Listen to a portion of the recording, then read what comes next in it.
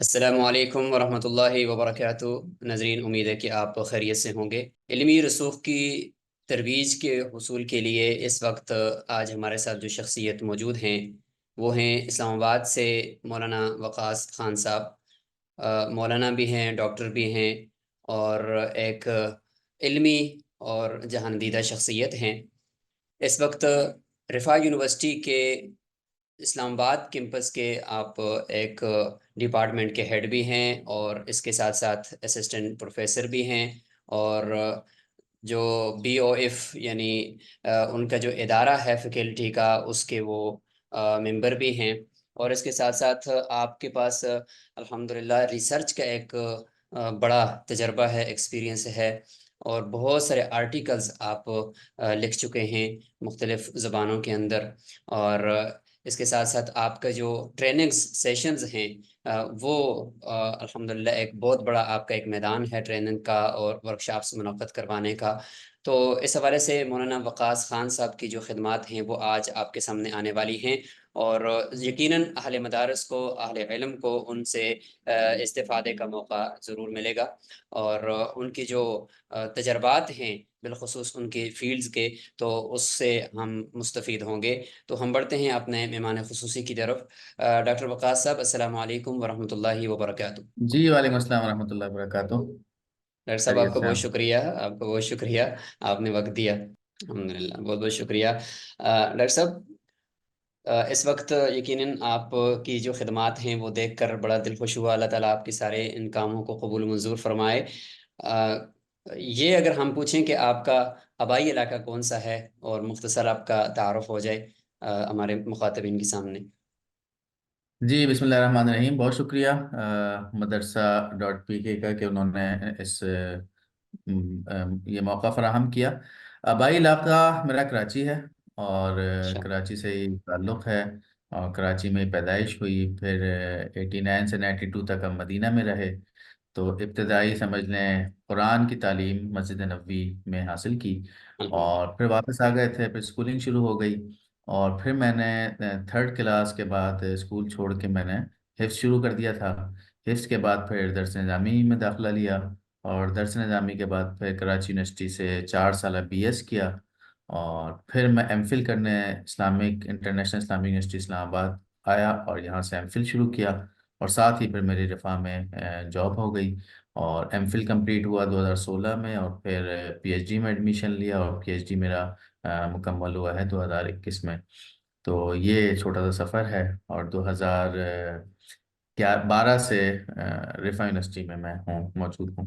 Doctor صاحب، ایک مدرسے کے طالب علم کو کیسے سوچ آ جاتی ہے کہ وہ یونیورسٹی کی تعلیم بھی حاصل کر لے؟ کیونکہ فراغت کے بعد تو وہ یہ سمجھتے ہیں کہ بس ٹھیک ہے، ایک علم حاصل کر لیا، اب جاؤ خدمت کرو دین کی۔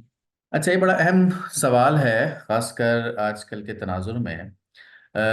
مسئلہ جو ہمارا ہے وہ ہے کاؤنسلنگ نہیں ہے، تو ہوں، کاؤنسلنگ ہر لیول پر، ہر سطح پر ہونی بھی چاہیے، لیکن بہرحال ابھی تک کہ ہم بحیثیت قوم اس میں بہت پیچھے ہیں۔ کچھ میرے ساتھ بھی یہی معاملہ ہوا کہ حفظ کے بعد سے اگر میں بتاؤں تو میں 4 سال میں نے حفظ کیا، بہت ٹائم لگایا، تو میرا اس کے بعد کوئی ارادہ نہیں تھا مدرسے کی تعلیم یعنی درس نظامی کرنے کا۔ وہ ایک دوست نے کنونس کیا تو درس نظامی میں ایڈمیشن لے لیا۔ اب 8 سال درس نظامی میں وقت گزارنے کے بعد، اس وقت نئے نئے چینلز کھل رہے تھے، یہ بات ہے 2006 کی، تو کسی نے ذہن بنایا کہ یار میڈیا میں اس وقت بڑی ضرورت ہے اہل علم حضرات کی، تو میڈیا کا ایک کورس کر لیا۔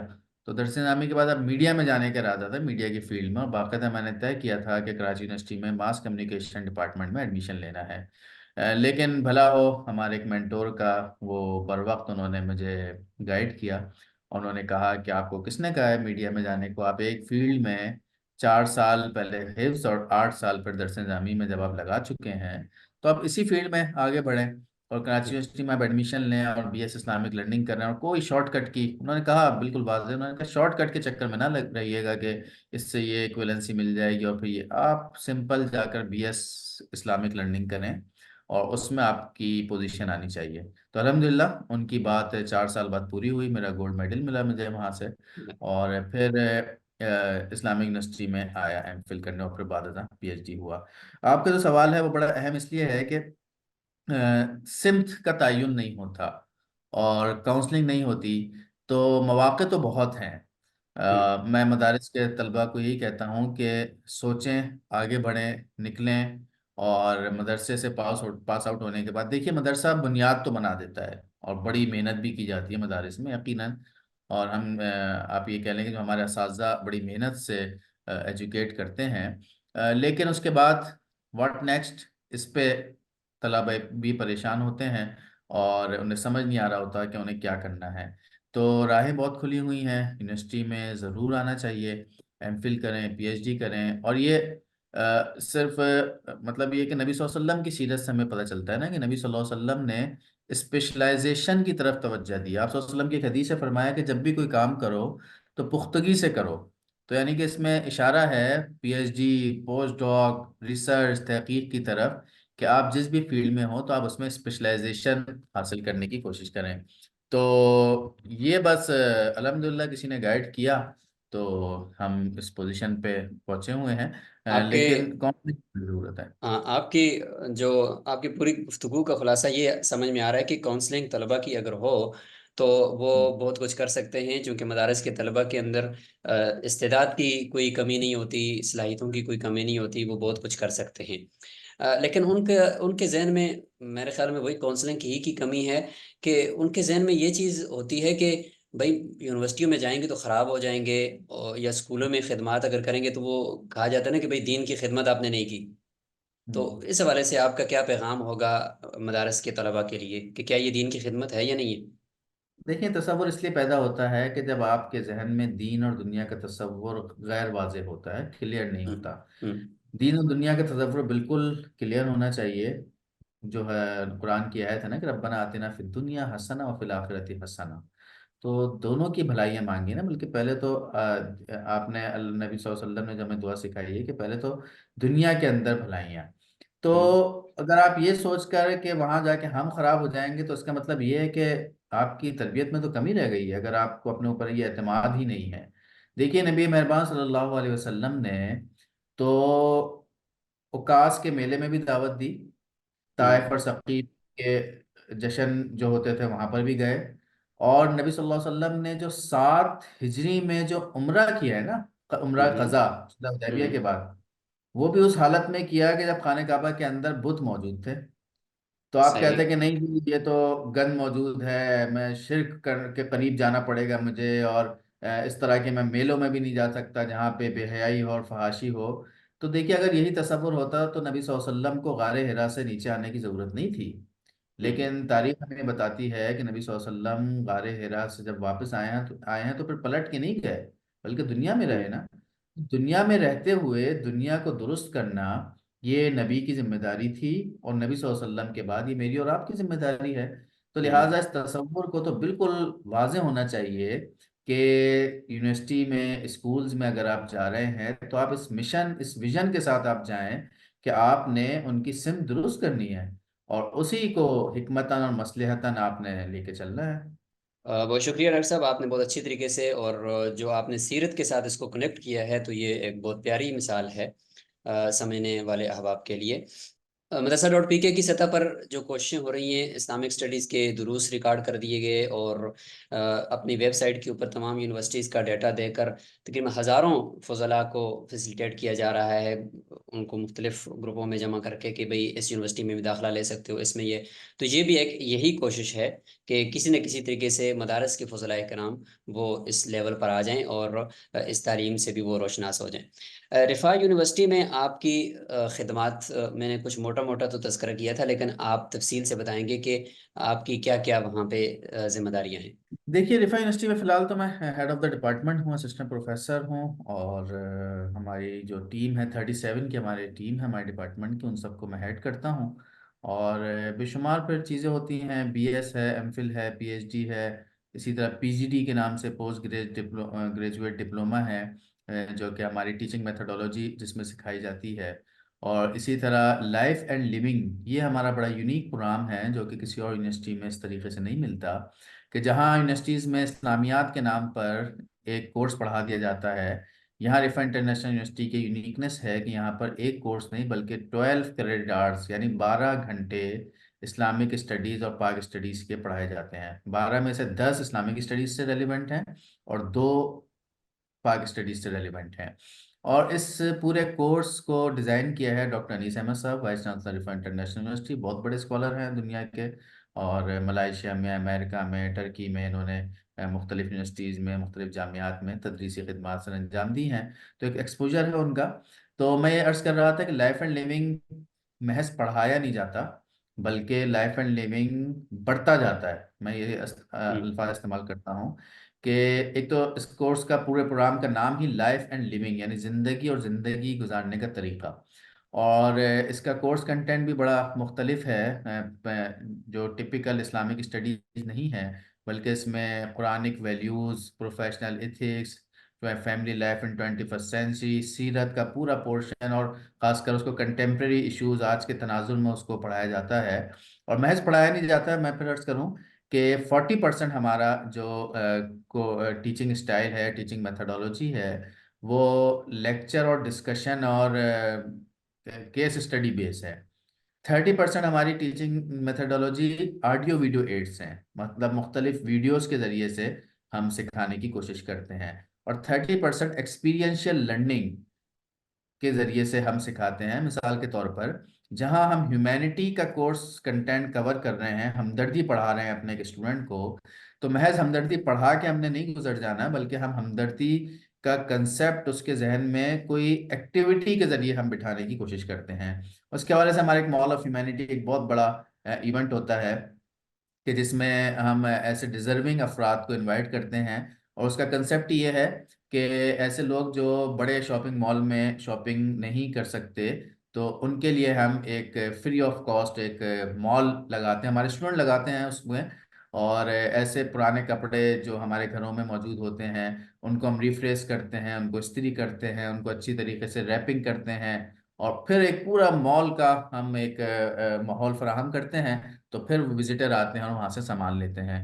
تو اس پوری ایکٹیویٹی سے ہمارا یہ کہنا ہے اور ماننا ہے، اور یہ اس کا پورا پروف آپ کہہ لیں، ریسرچ بیس پروف ہے.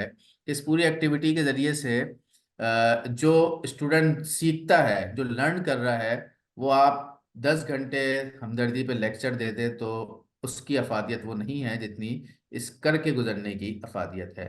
تو یہ لائف اینڈ لیونگ کا ہمارا پروگرام ہے. اس میں ہمارا وقت بھی لگتا ہے، صلاحیتیں بھی لگتی ہیں. دیکھیے آسان کام تو بڑا یہ ہے نا کہ ٹیچر چلا جائے کلاس کے اندر اور نماز کی اہمیت پر خطبہ دے دے، تو یہ تو بڑا آسان کام ہے. لیکن مشکل کام یہ ہے کہ نماز کو کے حوالے سے جہاں وہ گائیڈ کرے وہاں اسٹوڈنٹ پڑھنے والے ہو جائیں، ایسا انوائرمنٹ کریٹ کر کے دکھا دے. تو اس طرح کی ایکٹیویٹی بیس ہماری لرننگ ہوتی ہے. تو یہ رفا یونیورسٹی کی یونیکنیس. الحمدللہ میں 2012 کے اینڈ میں یہاں پر آیا تھا، اور اب 12 سال 11 سال ہونے والے ہیں. تو ایک اچھا سفر ہے رفا یونیورسٹی کے ساتھ، اور بہت مچ سیٹسفائیڈ کہ اس نے اس طرح کی اپورچونیٹی دی ہے کہ ہم نئے نئے آئیڈیاز کر سکتے ہیں اور اپنے ساتھ اسٹوڈنٹ کو جوڑ سکتے ہیں. الحمدللہ.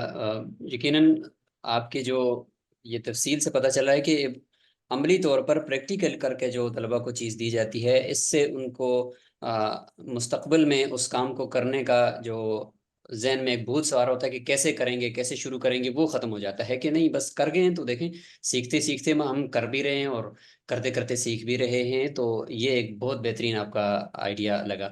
اچھا، اس کے علاوہ اور کون کون سی ڈپارٹمنٹس ہیں جو رفا کے اس کیمپس کے اندر آپ سر انجام دے رہے ہیں؟ ویسے تو رفا کے اندر میڈیکل بھی ہے، فارمیسی بھی ہے، انجینئرنگ بھی ہے، ہر طرح کی انجینئرنگ ہیں، سائیکالوجی ہے، انگلش ہے، میڈیا سائنسز ہے، پبلک پالیسی ہے. لیکن دلچسپ چیز یہی ہے کہ جو لائف اینڈ لیونگ کا جو ہمارا پروگرام ہے نا، رفا میں آنے والا ہر بچہ جس نے یہاں پر سے بی ایس کرنا ہے اور 4 سال گزارنے ہیں، چاہے وہ میڈیکل سائنسز میں آئے چاہے وہ انجینئرنگ میں آئے، اس کو یہ 12 کریڈٹ آورس پڑھائے جاتے ہیں، بلکہ بڑھائے جاتے ہیں اور سکھائے جاتے ہیں. تو اسٹوڈنٹ کی بھی بڑی اس میں دلچسپی ہوتی ہے. تو یہ ایک ڈفرینٹ چیز ہے رفا یونیورسٹی میں. چونکہ آپ کا ایک اگلا میدان ڈاکٹر صاحب ریسرچ کا بھی ہے، اور آپ اس کا ایک اچھا خاصا تجربہ رکھتے ہیں، آپ کے ماشاءاللہ کافی آرٹیکلز ہیں، تو اس دور کے اندر جو جدید بہت سارے ٹولز بھی ہم ریسرچ کے دیکھ رہے ہوتے ہیں، تو ایک ریسرچ کا جو ایک فن ہے، چونکہ یہ پورا ایک فن ہوتا ہے، بغیر سیکھے یہ آتا نہیں ہے، تو کیا اس کے اندر جو جدید ٹولز ہیں وہ معمول بن رہے ہیں یا بن سکتے ہیں، یا اس کو ہم سطحی طور پر ہی لے لیں گے نہیں یہ سطحیت ہے اور اصل ریسرچ کوئی اور چیز ہے؟ ہوں۔ دیکھیے، ٹول تو ہر زمانے میں استعمال کیے بھی گئے ہیں اور کرنے بھی چاہیے۔ اگر آپ ابھی نہیں کریں گے تو 10 سال بعد آپ کو کرنے پڑیں گے۔ مجھے بڑی خوشی صحیح۔ ہوئی ہے، آپ نے شاید اس کی طرف ابھی آپ آگے سوال آئے گا، آپ کا جو پروجیکٹ ہے کہ دیکھیے ڈیجیٹلائزیشن آف مدرسہ کریکولم، ہم یہ کہہ سکتے ہیں کہ آج نہیں تو 10 سال بعد، 10 سال بعد نہیں تو 15 سال بعد یہ کرنا ہی پڑے گا۔ تو کیوں نہ آپ وے فارورڈ کے طور پر آج آگے آ جائیں اور آج یہ کام کر لیں، تاکہ ہمارے اساتذہ بھی اس حوالے سے ٹرینڈ ہو جائیں۔ تو ہوں، میں تو اس کا بالکل قائل ہوں کہ ریسرچ کے جتنے بھی ٹولز ہیں اس کو ٹائملی استعمال بھی کرنا چاہیے، لیکن جس چیز کو ہم ایتھیکل ویلیو کہتے ہیں، جو ہم اپنے اسٹوڈنٹ کو پڑھاتے بھی ہیں، کہ آئیڈیا یا کنٹینٹ، اس کا جو سرقہ ہے، کاپی پیسٹ والا جو معاملہ ہے، اس سے اپنے آپ کو بھی بچانا چاہیے اور اپنے اسٹوڈنٹ کو بھی بچانا چاہیے۔ ریسرچ کبھی ختم نہیں ہوگی۔ اللہ تعالیٰ نے انسان کو بہت بڑا دماغ دیا ہے، بہت سوچنے کی صلاحیت دی ہے، ہوں، تو ایسا ممکن ہی نہیں ہے کہ کوئی ساری چیزیں ختم ہو جائیں اور بندہ کہے کہ یار اب ریسرچ میں کس پر کروں۔ تو ہوں، ریسرچ تو آپ سوچنا شروع کریں، دیکھنا شروع کریں، مسئلے دیکھیں۔ دیکھیں، ریسرچ تو ہوتی اسی لیے نا کہ سوسائٹی میں ایک مسئلہ ہے ہوں، اور ہم یہ سمجھتے ہیں اس مسئلے کو ایک ریسرچ بیسڈ کنٹریبیوشن کے ذریعے سے اس کو حل کیا جائے۔ تو آپ مسائل دیکھتے رہیں۔ میں اپنی فیلڈ کی اگر بات کروں تو اسلام کے تناظر میں آپ اسے حل کرتے جائیں۔ جہاں ہم اتنا بڑا کلیم کرتے ہیں کہ قرآن، حدیث، سیرت یہ تو تمام مسائل کا حل ہے، اور بالکل ہے، تو ہوں، اب سوچنے کی بات یہ ہے نا کہ اگر جو بھی مسئلہ آ رہا ہے تو اس کو ہم وہاں سے کس طرح ایکسٹریکٹ کر سکتے ہیں اور اس کو کس طرح ہم سولو کر سکتے ہیں۔ تو ہوں، الحمدللہ ہماری کوشش بھی یہ ہوتی ہے، اور ہمارے ابھی ایم فل اور پی ایچ ڈی کی ریسرچ جو چل رہی ہے وہ کنٹمپریری ایشوز پہ زیادہ چل رہی ہے، کہ موجودہ حالات میں اس ریسرچ کا کیا فائدہ ہوگا پاکستان کو، امت کو، اور پوری دنیا کو، انسانیت کو، اس کا کیا بینیفٹ حاصل ہوگا۔ انہی طرح کے موضوعات پر ہماری کوشش یہ ہوتی ہے کہ ہم ریسرچ کرائیں۔ بہت شکریہ۔ اچھا، بیچ میں ایک بات میں سمجھتا ہوں کہ اس کی تشنیگی باقی رہ گئی ہے کہ ریسرچ کیسے کی جائے، اس کے اوپر اگر تھوڑی روشنی ڈالیں۔ کیسے کی جائے مطلب؟ ہاں جی، ریسرچ کا کیا طریقہ ہوگا؟ اگر کوئی طالب علم ہے، وہ پی ایچ ڈی کر رہا ہے مثلا، اور وہ چاہتا ہے کہ مجھے کوئی ایسا طریقہ بتاؤ کہ بھائی مجھے وہ ایک رہنما ثابت ہو ریسرچ کرنے کے اندر، تو کیا کیا وہ وکاس صاحب ان کو رہنمائی دیں گے؟ اچھا، آج کل تو طالب علم ایسے طریقہ کار پوچھنے کے بجائے وہ یہ پوچھتے ہیں کہ آپ ہمیں ٹاپک کوئی بتا دیں کہ جس شارٹ پر کٹ بھی ریسرچ بتا کریں، دو، یا یہ کہ شارٹ ٹاپک کٹ بھی بتا دو؟ بتا دو۔ ہم، تو میرا تو خیال ہے کہ ٹیچرز کو ٹاپک بھی نہیں بتانے چاہیے۔ ہم، اس سے آپ کریٹیوٹی، تخلیقی صلاحیت کو کل کرتے ہیں، ختم کرتے ہیں۔ آپ ہم، اسٹوڈنٹ کو کہیں کہ سوچیں سوچیں سوچیں، اور جتنا سوچیں گے اتنا کوئی نہ کوئی ٹاپک آ جائے گا۔ تو ہم، میں تو ریسرچرز کو یہی سجیسٹ کرتا ہوں کہ آئیڈیاز سوچیں، اور اسی لیے تو پروفیسر کو کہا جاتا ہے نا کہ پروفیسر جو ہوتا ہے وہ سوچتا ہی رہتا ہے نا، وہ دنیا مافیا سے بے خبر ہوتا ہے۔ تو دنیا مافیا میں رہتے ہوئے آپ مسئلہ دیکھیں اور اس کو اپنے الفاظ میں حل کرنے کی کوشش کریں اور تحقیق کریں۔ تو آئیڈیا تو خود ہی سوچنا چاہیے۔ باقی جہاں تک بات ہے کہ ریسرچ کیسے کی جائے، تو اس کی تو ریسرچ میتھڈولوجی پوری ہوتی ہے۔ سمپل سے اگر میں گائیڈ کروں کہ مختلف جو یہ ہمارے بکس کی کمپائلیشن کے بڑے اچھے اچھے سافٹ ویئرز اس وقت موجود ہیں۔ مکتبہ شاملہ تو خیر اب پرانے سے مراد یہ ہے کہ اس کو تو ہر کوئی استعمال کرتا ہی ہے، ہم، اس کے علاوہ بڑے مکتبہ آ چکے ہیں، اس کے میسیجز بھی آتے رہتے ہیں، تو ان کو استعمال کرتے ہوئے تو بڑی سہولت ہو گئی ہے کہ آپ ایک ہی جگہ بیٹھ کر آپ تحقیق کر سکتے ہیں۔ لیکن اس کے باوجود بھی میں ہمیشہ ریکمینڈ کرتا ہوں کہ یہ جتنے بھی مکتبے ہو جائیں یہ لائبریریوں کا الٹرنیٹ نہیں ہو سکتے۔ آپ فزیکل لائبریری میں جا کر جو آپ کی تحقیق ہوتی ہے وہ ایسا لگتا ہے کہ بہرحال ایک جینون تحقیق ہے۔ تو کوشش کریں کہ لائبریریوں سے اپنے رشتے کو مضبوط کریں، اور اس میں ایسی ایسی کتابیں مل جاتی ہیں کہ جس سے آپ مستفید ہو سکتے ہیں۔ آسان طریقہ، اگر آپ جیسے ٹاپک اگر آپ کا اپرووڈ ہو گیا ہے یا منتخب آپ نے کر لیا ہے، تو اس کے بعد اس ٹاپک کو حصوں میں ہم اگر تقسیم کریں، ٹاپک کا پہلا حصہ کیا ہے، دوسرا، تیسرا، چوتھا، ایک ٹائٹل کا، اس حصوں کو مزید ڈسٹریبیوٹ کریں ابواب کے اندر، پھر مزید فصول کے اندر، پھر مزید اس کی ہیڈنگز کے اندر۔ یہ اگر ایک خاکہ بن جائے نا سب سے پہلے، جس کو ہم چیپٹرائزیشن کہتے ہیں یا ابواب بندی کہتے ہیں، وہاں سے پھر آپ کی ریسرچ آگے بڑھتی ہے۔ یہ خاکہ آپ کا بن جائے اور سپروائزر اس خاکے سے مطمئن ہو جائے، تو اس کے بعد پھر آپ لائبریریوں میں جا کے بیٹھنا شروع ہو جائیں۔ اور جس بھی اس میں ترتیب کی ضرورت نہیں ہے کہ آپ جب تک پہلا چیپٹر مکمل نہیں کریں گے تو آگے نہیں چلیں گے، ایسا نہیں ہے۔ آپ اس خاکے میں مثال کے طور پر 15 ہیڈنگز ہیں، ان 15 ہیڈنگز کے حوالے سے جہاں جہاں لائبریری میں جو جو مواد ملتا جا رہا ہے، اس کا آپ اقتباس اپنی ورڈ کی فائل میں نوٹ کرتے جائیں، پورا حوالہ نوٹ کر لیں، اور اس کے بعد چلتے رہیں، تو آپ کا آہستہ آہستہ کر کے ایک اچھا بھلا آپ کا کنٹینٹ تیار ہو جائے گا۔ جب یہ کام ہو جائے گا تو پھر اب آپ اس کو اسکیم اس کی بنائیں اور سیکوینس میں لے کر آئیں، اور پھر اپنا اپنا تجزیہ اس میں شامل کرتے رہیں۔ تو یہ میرا خیال ہے کہ ذرا سا ایک سہل طریقہ ہے تحقیق کا۔ بہت شکریہ ڈاکٹر صاحب، ایک چیز اس میں آپ واضح فرمائیں گے، وہ یہ کہ بعض مرتبہ ایک ایسا بالکل نیا سا انوکھا موضوع ہوتا ہے کہ جس کے اوپر آپ کو کنٹینٹ نہیں مل رہا مثلا، یا اس میں کنٹینٹ کا کی کمی تو ہے ہی، لیکن آپ کو کچھ فزیکلی جا کر مشاہدہ کرنا ہے، تو کیا یہ بھی ریسرچ کے اندر کوئی اہمیت رکھتا ہے؟ کہ مثلا میں اگر ایک مثال دوں کہ مدارس کے اوپر کوئی پی ایچ ڈی کر رہا ہے، اس کو اس کے اسکالرس کو کسی سوسائٹی کے ساتھ جوڑنے کے لیے مثلا پی ایچ ڈی کر رہا ہے، تو اب یہ ایسا موضوع ہے کہ اس کے اوپر کام مثلا نہیں ہوا، تو اب اس کو جا کر مدارس کا وزٹ کرنا پڑے گا، پورے پاکستان کے مدارس کی چھان بین کرنے کی، یا کیا کرے گا وہ؟ یعنی اس حوالے سے اگر تھوڑا گائیڈ کریں کہ کیا عملی مشاہدہ ہوتا ہے ریسرچ کے اندر؟ ہاں جی جی، اچھا تو یہی ہے کہ ہم وزٹ کریں، وزٹ کے اندر جو چیزیں سمجھ آتی ہیں وہ کرسی پہ بیٹھ کے نہیں آتی، number one.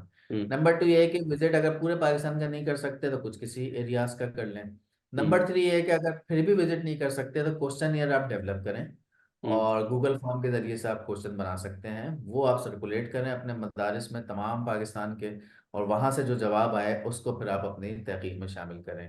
Number four, interviews ہو سکتے ہیں، انٹرویوز بھی آپ آن لائن بھی ہو سکتے ہیں، فزیکل بھی ہو سکتے ہیں۔ تو یہی کچھ سروے ہو سکتے ہیں، سروے بیسڈ ریسرچ ہو سکتی ہے۔ تو یہ مختلف کوانٹیٹیو آپ کہہ رہے ہیں ریسرچ جسے ہم کہتے ہیں، یہ اس کے طریقہ کار ہے۔ لیکن اچھا یہ ہے کہ جہاں کے حوالے سے ریسرچ کر رہے ہوں تو اپنی آبزرویشن اور اس کا جو امپیکٹ ہوتا ہے وہ اس کی اپنی اہمیت ہوتی ہے۔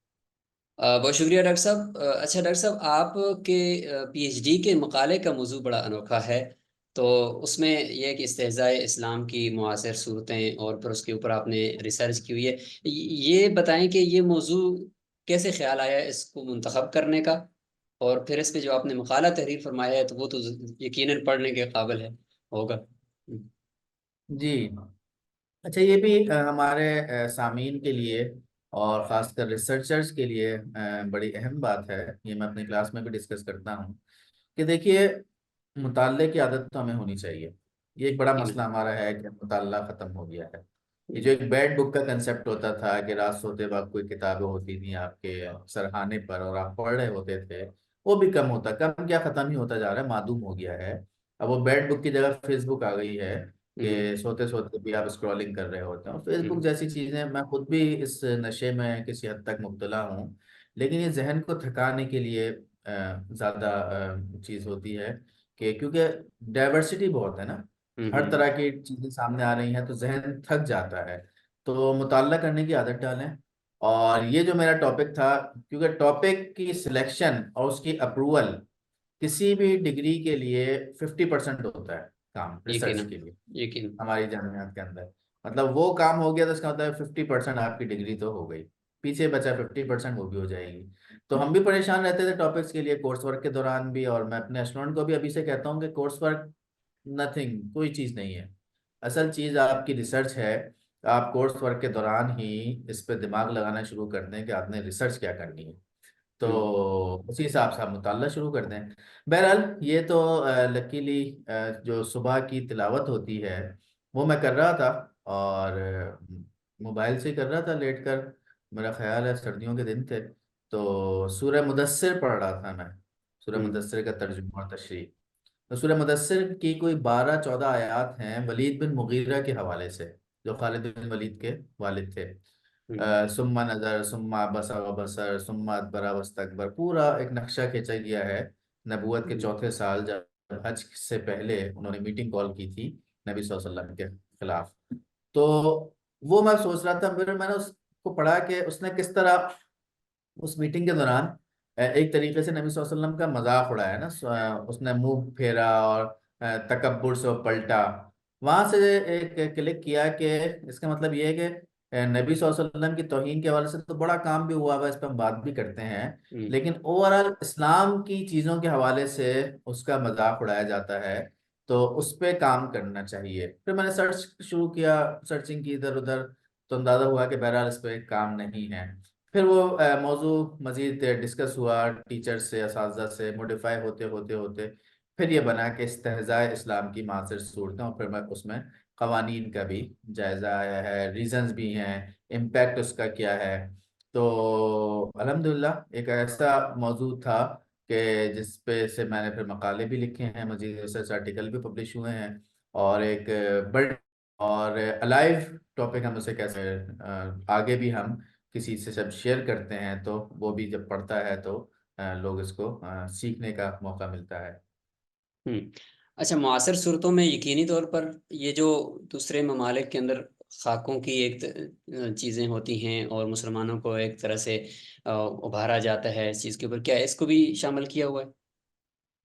جی جی، معاصر صورتوں میں صرف یہ نبی صلی اللہ علیہ وسلم کا معاملہ نہیں تھا، ہم نے خدا کا مذاق اڑانے کی جو صورتیں ہیں اس کو اس کو بھی ڈسکس کیا، فرشتوں کا مذاق اڑانے کے حوالے سے 2-4 کتابوں کا میں نے حوالہ دیا ہے، اچھا صحابہ کرام کا، نبی صلی اللہ علیہ وسلم کا، قرآن کا، اسی طرح اسلامی شاعر کا، پردے کا جہاں جہاں مذاق اڑایا جاتا ہے، چاہے پورے دنیا کے اندر جو جو اس طرح کے مواقع آتے ہیں، تو ان ساری چیزوں کو لیا۔ پھر اس کے لیے ہوں ٹول کون سے استعمال کیے گئے ہیں، social media, electronic media, print media, ان سب کو لیا۔ اچھا ویڈیو گیمز کو تو ہم اتنا مطلب آپ کہہ لیں کہ سنجیدہ شاید نہیں لیتے، ویڈیو ہوں گیمز کے اندر بھی یا کمپیوٹر گیمز کے اندر بھی جو اسلام کا مذاق اڑانے کے حوالے سے چیزیں ہیں، جو موویز بنی ہوئی ہیں، وہ ساری پھر ہوں مجھے اس میں اس کا حوالہ شامل کرنا پڑا۔ 2-4 موویز تو ایسی تھیں جو پاکستان میں موجود نہیں تھیں، بین تھا، تو پھر میں نے یو کے سے اپنے ایک دوست سے وہ منگوائی ہیں، لیکن وہ ایسی ہیں سر کہ مطلب وہ نہیں دیکھی جا سکتی، اور اتنا مطلب اس میں خراب کر کے دکھایا گیا ہے ہمارے پروفٹ صلی اللہ علیہ وسلم کو اور صحابہ کرام کو۔ ہوں تو ان چیزوں کو کنسیڈر کیا ہے۔ پھر ان نظریات کو میں نے شامل کیا، ایتھیزم ہے، سیکولرزم ہے، فیمنزم ہے، کہ ان نظریات کی بنیاد پر جو لوگ استہزاء میں شامل رہتے ہیں، تو اس کو ایک چیپٹر میں پورا شامل کیا ہے۔ پھر قوانین کا جائزہ لیا ہے، پاکستانی قوانین اور غیر ملکی اور بین الاقوامی قوانین، اور پھر آخر میں آخری چیپٹر میں اس کا جو ہمارے پاس حل ہے، جو سولوشن ہے، وہ دیا گیا ہے۔ الحمدللہ، بہت ہی بہترین۔ کیا یہ اس کا کوئی لنک یا یہ پی ڈی ایف فائل کے اندر کہیں اویلیبل ہے یہ آپ کا تھیسس؟ جی جی، جن کو چاہیے ہوتا ہے پھر میں ان کو دے دیتا ہوں۔ ہاں، چونکہ ناظرین کو اگر اس کی ضرورت ہوگی تو کمنٹ باکس کے اندر وہ پوچھ بھی لیں گے، لیکن اگر کوئی لنک وغیرہ ہوا تو ہم اس کو ڈسکرپشن کے اندر بھی ڈال سکتے ہیں تاکہ وہاں سے وہ استفادہ کر سکیں۔ اگر نہیں ہے تو پھر کمنٹ باکس میں جس کو بھی چاہیے ہوگا وہ بتا دیں گے، تو انشاءاللہ ان کو ان کے آپ کے ساتھ ان کی جو ہے وہ رابطے کی ترتیب بنا دی جائے گی۔ بہت بہت شکریہ ڈاکٹر صاحب۔ ڈاکٹر صاحب، آخری سوالوں میں سے ایک سوال ہے کہ مدرسہ ڈاٹ پی کے سے متعلق آپ نے جب پہلی بار سنا تو کیا تاثرات بنے اور کس طریقے سے آپ اس کو دیکھتے ہیں؟ اور ہم چاہیں گے کہ اس میں کچھ تجاویز آپ دینا چاہیں تو اس کے لیے ہم حاضر ہیں۔ اچھا، میں تو ابھی کوئی میرا خیال ہے کہ 1 مہینے کے اندر ہی یہ ساری ڈیولپمنٹ ہوئی ہے، اور اس دوران ہم نے ایک سیمینار بھی منعقد کر لیا ہے کولیبریشن میں۔ تو بہت اچھا اچیومنٹ ہے، بہت اچھا انیشیٹو ہے، اور بڑی اچھی پروگریس جاری ہے، اور وہی بات ہے کہ آج نہیں تو کل یہ کام کرنا تھا، تو یہ مہربانی اور شکریہ کہ جس نے انیشیٹ کیا اور کام کا آغاز کیا۔ اور بہت سہولت ہوگی۔ لیکن ایک بات کو یاد رکھیے گا، یہ ہمارے یہاں بھی یونیورسٹی میں اس طرح کی ڈسکشن چلتی رہتی ہے کہ ٹیچرز کی اہمیت کبھی کم نہیں ہو سکتی، اور یہی وجہ ہے کہ نبی صلی اللہ علیہ وسلم بھی آئے تھے کتاب لے کر، ورنہ اگر ٹیچر کی ضرورت نہیں ہوتی تو محض کتاب بھیج دی جاتی، جس نے پڑھنا تھا بالکل پڑھ لیتا، نہیں پڑھنا تھا نہیں پڑھتا۔ بالکل تو آن لائن کا ایک جو کووڈ کے دوران جو نیگیٹو پوائنٹ سمجھ آیا ہے وہ یہی ہے کہ ٹیچر اور اسٹوڈنٹ چونکہ آمنے سامنے نہیں ہوتے، تو ہم نے جب آن لائن کلاسیں لی کووڈ کے دوران، تو اندازہ ہوا کہ کوئی کچن میں ہے تو کوئی بکرا منڈی میں موجود ہے تو کوئی کہیں موجود ہے، تو اس سے پھر کنسنٹریشن نہیں ہوتی اور نہ علمیت آ سکتی ہے۔ لیکن ڈیجیٹلائزیشن جو آپ لوگوں نے کام کیا ہے وہ آج نہیں تو کل تو ہونا ہی تھا، اور وہ یقیناً مفید رہے گا، اور جس نے جو حاصل جو اس کے اندر جو پیاس ہے اس کو بجانے میں یہ بہت معاون و مددگار ثابت ہوگا۔ تجاویز میرا خیال ہے کہ میں نے ابھی تک ویسے پورے پورے لیکچرز تو نہیں سنے ہیں، اس کے مزید چھوٹے کلپس بنائے جائیں اگر آپ کے نصاب کے جو مدارس میں پڑھائے جاتے ہیں، کہ جو ایک کلپ دیکھ کر مختصر سے کلپ میں کوئی کسی کی کوئی لرننگ ہو سکے، تو اس کی طرف اگلے سٹیپ کے طور پر اگر آپ لوگ آئیں تو میرا خیال ہے کہ یہ بھی فروٹفل ہوگا۔ بہت بہت شکریہ ڈاکٹر صاحب۔ ڈاکٹر صاحب اس میں چونکہ ہمارا ایک شعبہ ہے دروس کا، وہ الحمدللہ ریکارڈ ہو کر وہ سارے کے سارے دروس اپلوڈ ہو گئے۔ اس کے ساتھ ہمارا جو دوسرا شعبہ ہے وہ ہے مدارس میں تربیتی ورکشاپس کا۔ تو اس سلسلے میں الحمدللہ تمام مکاتب فکر کی مدارس کے اندر اس وقت ورکشاپس جاری ہیں، اور تقریباً 21 ورکشاپس پچھلے 6 مہینوں کے اندر ہم کنڈکٹ کروا چکے ہیں بنین اور بنات کے اداروں میں۔ اچھا، اس کے علاوہ تیسرا شعبہ پھر اسلامک اسٹڈیز کا ہے، اور چوتھا شعبہ یہ علمی شخصیات کے انٹرویوز کا ہے۔ تو جو ایک شرح کی حیثیت ہو سکتی ہے، تو ہمارے دروس کی حیثیت بس صرف اسی کی حد تک ہے۔ باقاعدہ کوئی ایسا کہ درس نظامی کی باقاعدہ درجات کو پڑھانا اور آن لائن لے کر طلبہ کو، وہ چیز یقیناً اس طرف لے جائے گی جو آپ فرما رہے ہیں۔ بہت شکریہ ڈاکٹر صاحب۔ آخری آپ سے سوال یہ ہے کہ اہل مدارس کے طلباء، فضلاء اور اساتذہ اکرام کے لیے آپ کا کیا پیغام ہوگا، بالخصوص علمی رگر اور علمی رسوخ کی جو اس وقت کمی محسوس ہو رہی ہے معاشرے میں، تو اسی کے تناظر کے اندر آپ ان کو کیا پیغام دیں گے؟ سوال بڑا مشکل ہے۔ پیغام تو میرا خیال ہے کہ یہ ہونا چاہیے کہ ریلیونٹ تحقیق کی جائے۔ ریلیونٹ کا ہم، مطلب یہ ہے کہ لائف تحقیق، جو زندہ تحقیق ہو۔ ہمارے اوپر ایک بڑا ایلیگیشن ہو کسی حد تک کہ سچ بھی ہے کہ ہم مدارس والے خاص کر زمین کے نیچے اور آسمان کے اوپر کی بات کرتے ہیں، اور درمیان کی بات کم ہی ہوتی ہے۔ تو اس ایلیگیشن کو اگر الزام ہے تو بھی ختم ہونا چاہیے، اور اگر تھوڑی بہت حقیقت ہے تو بھی ختم ہونی چاہیے، کہ اسلام تو دیکھیے حل نکالنے آیا ہے نا، لوگوں کے مسائل حل کرنے آیا ہے۔ تو دنیا میں اتنے مسائل ہیں، ہمیں نظر آنے چاہیے اور ان مسائل کو ایڈریس کرنا چاہیے، اور اس پر تحقیق ہونی چاہیے۔ جو قدیم تحقیق تھی یقیناً اس کی بڑی اہمیت تھی، اور لیکن ہمارے اسلاف نے اس پر بہت تحقیق کر لی ہے۔ اب ہمیں ضرورت ہے کہ آج کے دور میں کیا کیا مسائل ہیں، اس کی طرف ہم تحقیقی مزاج پیدا کریں۔